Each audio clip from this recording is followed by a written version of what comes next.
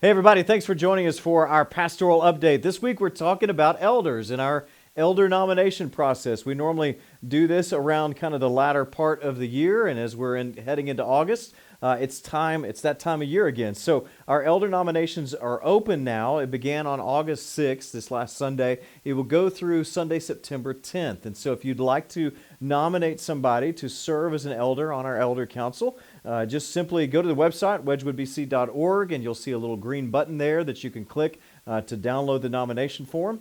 Or you can just go by the office and you can pick up an actual paper copy, the old school type of way. But let me encourage you to do a couple things before you begin this process of nominating. First is, you might want to read through the qualifications. That's there in 1 Timothy 3. It's in Titus chapter 1. Those are the qualifications that Scripture gives us there for what it means to be an elder in a church. And then go talk to the person that you're going to nominate. It's always good to get their permission before they get thrown into the fire here and to serve as an elder here at Wedgwood. And so that also leads into the question, what is an elder? Well, these are basically some of the pastors of our church. So we have currently 9 spots for our elder council, and that consists of 4 staff elders and then 5 congregational elders. These are guys that are from the community, from the church body. They serve in a 4-year term, and so they'll be helping to basically set the vision, the direction of Wedgwood. They're responsible for the shepherding, the overseeing of Wedgwood. Some of them serve and help me out in the pulpit from time to time as well. And so a lot of just leadership, overall governance of the church body is what they're responsible to do.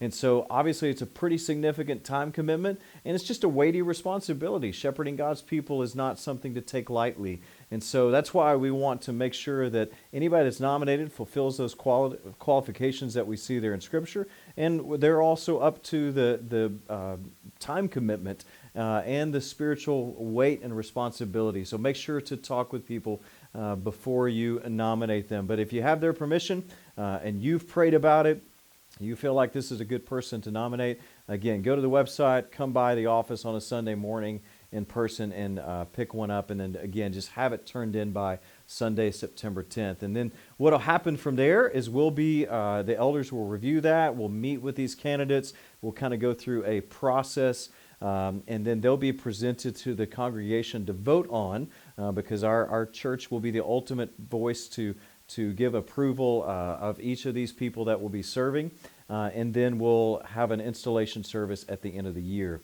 Now, that also kind of leads into one final question. How many elders are we having come on this year? We only have 1 spot open. That's intentional. We want to have some type of continuity from year to year, and so this year we have 2 elders that are rotating off, but 1 spot that will remain available for our congregation to nominate and to fill.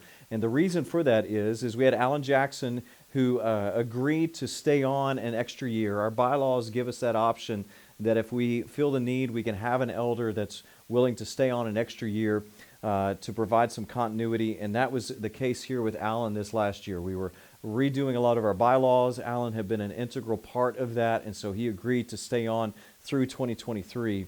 And so he'll be rotating off. And then Tom Lewick who's now served for 4 years, will also be rotating off. So we'll have that spot, basically Tom's spot, that will be available to be filled this year.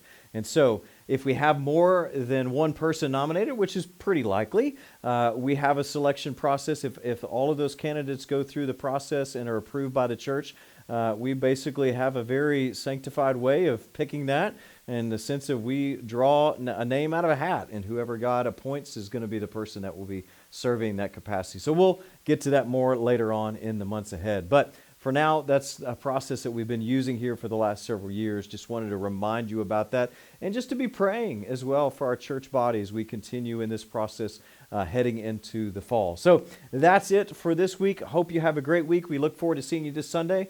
I'm back once again 2 weeks in a row on Sunday. We'll be continuing the life of David, and we look forward to seeing you there. God bless.